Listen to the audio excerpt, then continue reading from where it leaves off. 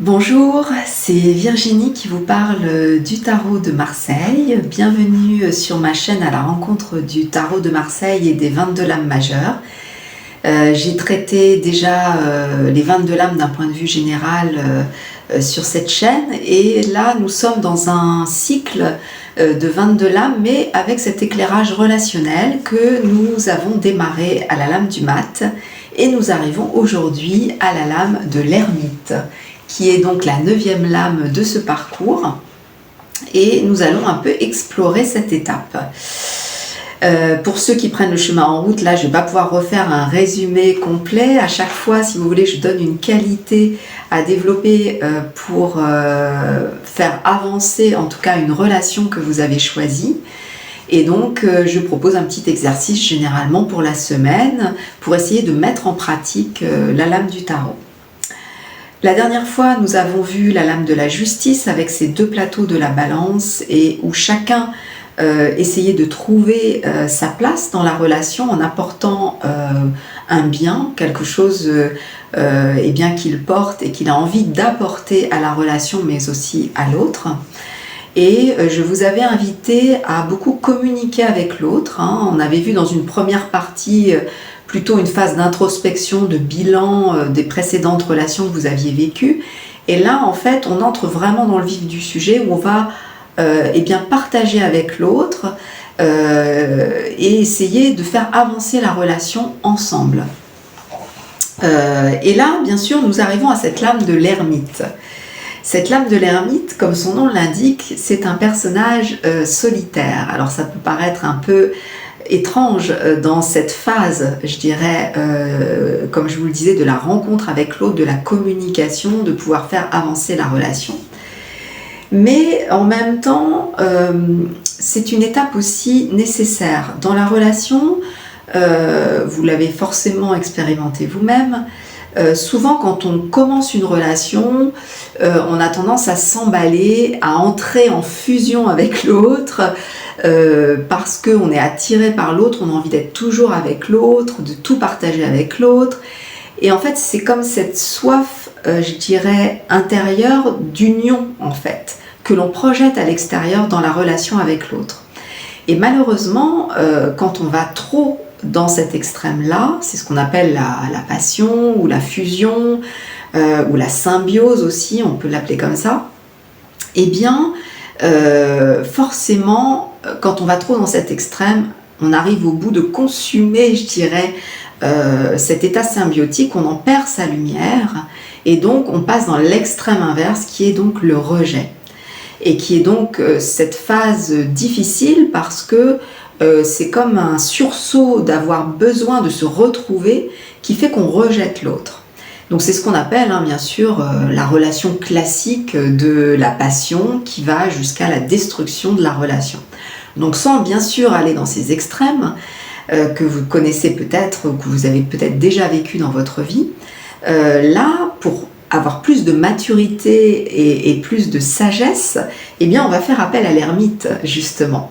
Donc dans cette phase de communication avec l'autre, il est bon d'avoir des moments où on va être beaucoup avec l'autre et des moments où on va retrouver son intériorité pour apporter plus de connaissances, puisque l'ermite, lui, sa qualité, sa force, ça va être justement cet état de prudence. Voilà, c'est ce mot que je voulais vous apporter et qui pourrait vraiment aider la relation à s'épanouir, c'est de faire preuve de prudence. Alors la prudence ne veut pas dire méfiance, parce que souvent, parfois, on peut amalgamer, quand on est prudent, ça veut dire qu'on se méfie.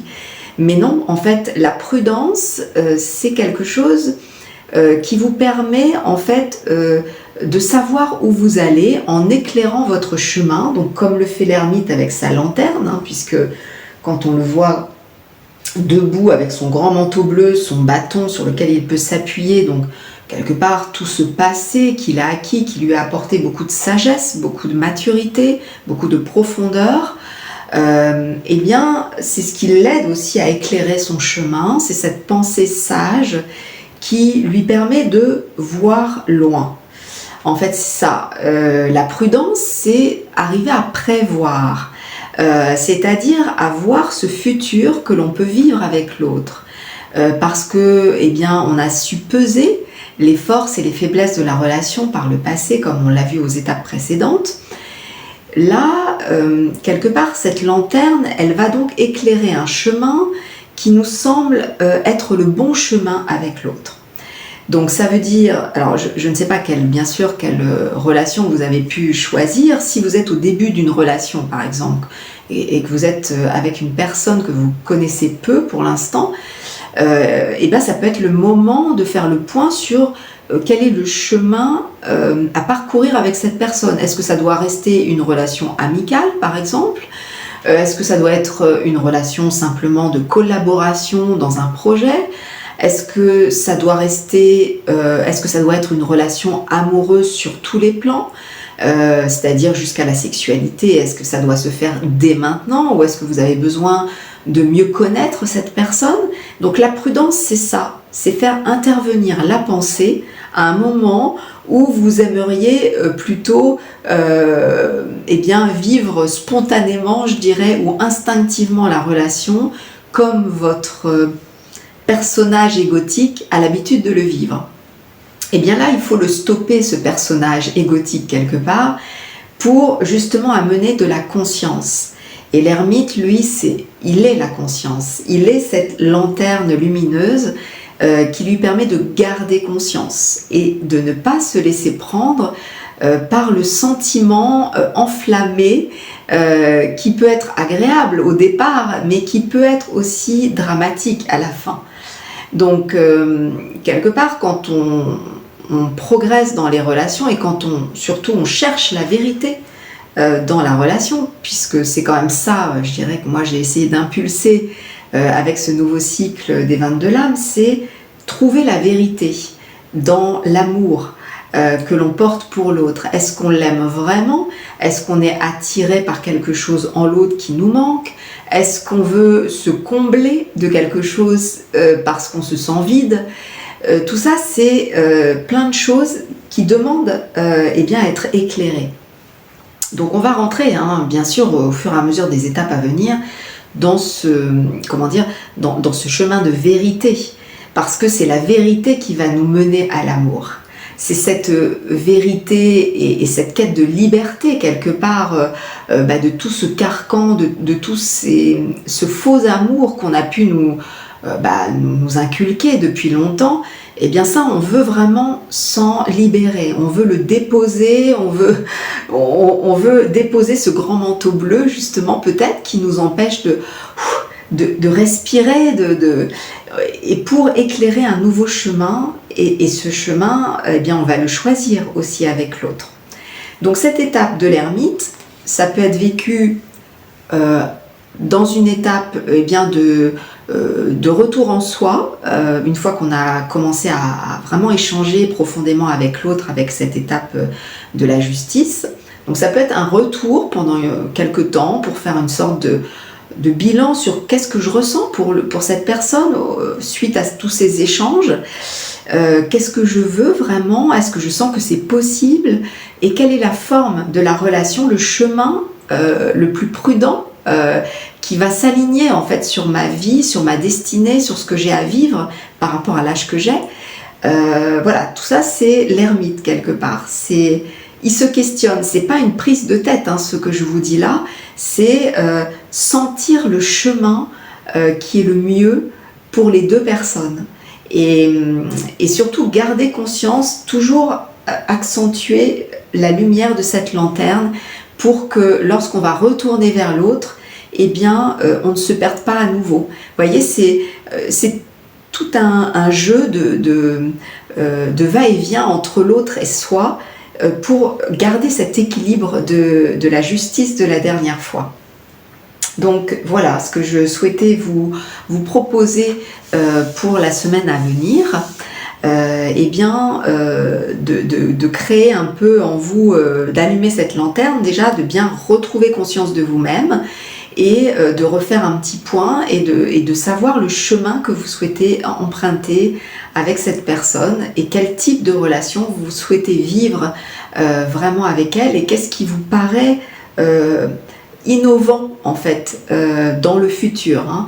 Il a un côté visionnaire en fait, cet ermite. Il a un côté clairvoyant et il sait qu'il va entrer là dans des phases d'ombre de lui-même qui vont avoir envie de revivre les choses comme avant. Et là, il va se passer des moments, il va falloir qu'il résiste ou que vous résistiez à certains fonctionnements habituels ou l'envie de ne plus réfléchir, l'envie de ne plus vous laisser aller ou même là, pourquoi pas, l'envie de baisser les bras parce que c'est trop dur, des choses comme ça.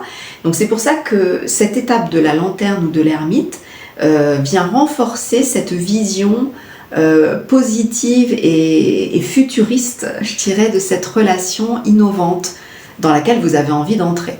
C'est cette quête de vérité qui doit être derrière et cette pensée qui doit être vraiment très forte à ce moment-là pour entrer dans la prochaine étape qui sera la route fortune, où là ça va beaucoup plus bouger, beaucoup plus secouer. Là c'est l'aspect expérience qui va nous être demandé. Donc je ne sais pas ce que vous avez vécu pendant tout ce parcours des lames, mais peut-être ça va vous parler de faire ce petit retour en vous-même de quelques jours, voilà, sans forcément voir l'autre, pour vous aider en fait à mieux sentir ou davantage méditer peut-être dans cette période-là pour renforcer cette vision en fait positive de la relation. Donc je vous laisse en compagnie de l'ermite et avec cette qualité de prudence à avoir pour non pas ni tomber dans la passion, ni tomber dans le rejet, mais avoir cette vision juste de la relation à un niveau supérieur et le renforcer avec notre ermite. Voilà, je vous laisse en sa compagnie et n'hésitez pas à me faire des commentaires, à liker ou à partager si vous connaissez des gens pour qui ça peut être une porte aussi, l'aspect relation et le tarot de Marseille. Et bien sûr, je remets en lien toujours les coordonnées de mon livre que vous avez derrière ici, l'Esprit du tarot de Marseille, si vous souhaitez vous le procurer pour en savoir plus sur les lames du tarot. À très bientôt.